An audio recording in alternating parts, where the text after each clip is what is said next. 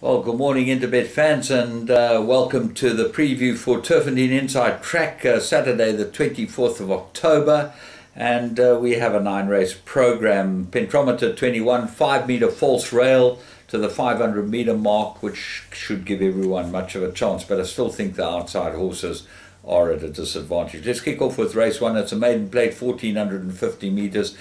And I can't go against Castle Corner. I think he's the right horse. They put the blinkers back on him, and his form is exemplary. So he looks like the one to start off your day with. What else is there? Carolina Reaper might be the big danger. It's 20-1, this horse, and gets a 2.5 claimer, McSorley, and he ran the best race on this this Flower Rally gelding. The run before last. So if you take a look at that run, you'll see that this gives Carolina Reaper a decent chance in this race. Purple Panther, 3 good seconds. He'd probably be there or thereabouts. My concern is that he may be looking for more ground than this 1450s by Coup de Gras out of a Celtic Swing there. Well, there's a bit of pace on the dam side. Narchi, nicely named. Who knows how good this is? Mike de Kock, Gavin Larena, watch for the betting. Race 2, maiden plate, fillies and mares, 1800 meters. I'm going with Dice the Bullet, number 1 on the card. Luke Ferraris now riding for Gary Alexander. I see that Schwartz is now being given a miss. Paul Dancer might improve. Gavin Larena riding at Super Duper has got very good form. Muzieni gets on with the Sage Stable and should do well with this filly. Minage might have breathing problems. Number 5 on the card, and expect that to go well. Blinkers might improve Secret Strike, and Purple Shadow, 2 fair runs, gets a 2.5 claimer. So quite wide open. I'm going with Dice the Bullet, but I'm putting a number of horses in my bipod. Race 3, maiden plate, 1800 meters, and I make this an absolute 2-corner contest. Grazing in the Grass might be the big improver, the Mike de Kock inmate, and Kamalo's not riding it now. I didn't get a jockey update by the time this is being called. Rock, Paper, Scissors. Joe Somers runner rode a very good race first time on, outran extremely well, and I expect this to be right in the shake-up. Believe in the Future. Certainly will go over the ground better, and this might be the big danger to both of them, but you can't go further than those 3. Race 4, middle stakes, 2000 meters. Skimmernack, number 1 on the card, needed his last start. He goes into all the play. Flashburn, number 2, might improve over this distance. Nafura is a hot favorite, 5-10, and so he should be. He looks pretty good, this horse, and would probably end up winning it. Lord Melbourne came out and franked the form on Thursday, so he looks like he's got a chance. Arcois, I think he'll be much better suited to this track, and certainly when he goes on the outside track, the stand-side track, I expect him to go really well. Race 5, Classified, 1450. I found a horse here that I really like. This horse, Thunder Keeley from the Gary Alexander stable.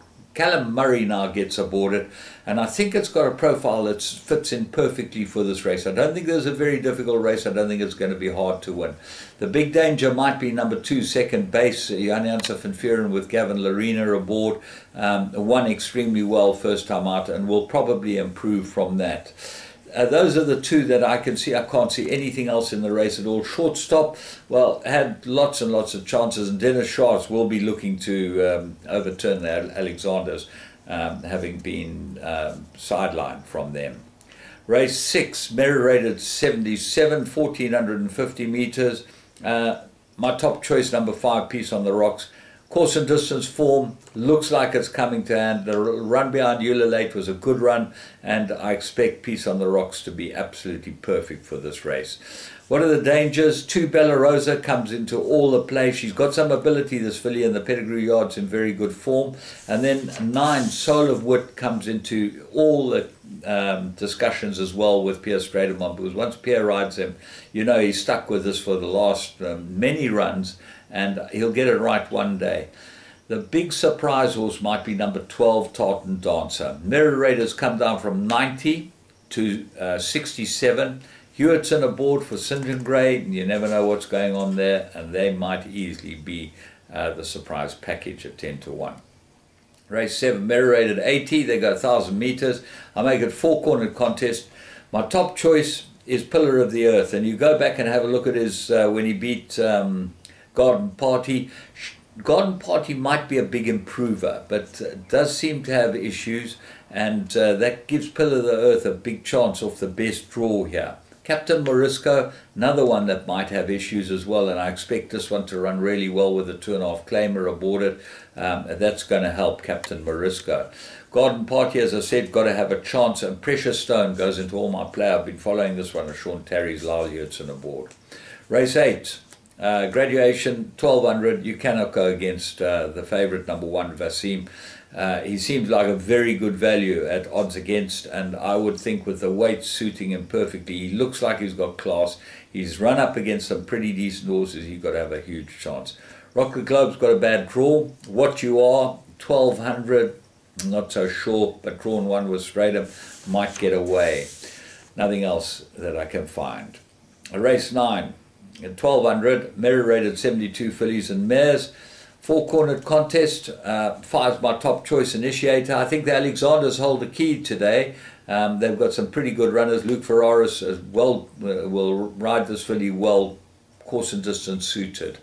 1 Bequest, won extremely well first time out. There was not much confidence in the what they posted in computer form as the comments, which I find very unfortunate, but certainly was backed and won well. Gets Muzieni now. Jaglal, who rode it first time out, is indisposed.